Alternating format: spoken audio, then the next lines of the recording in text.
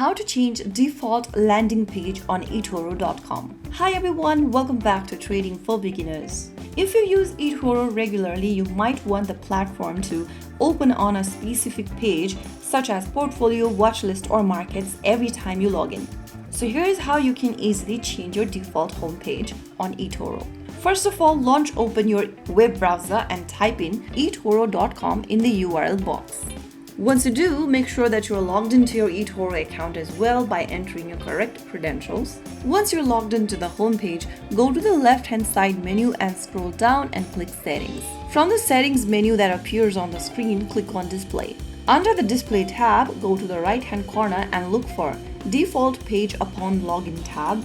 Select the default page you want to change to. For example, if you want the watchlist page to appear right after you log in, click on Watchlist.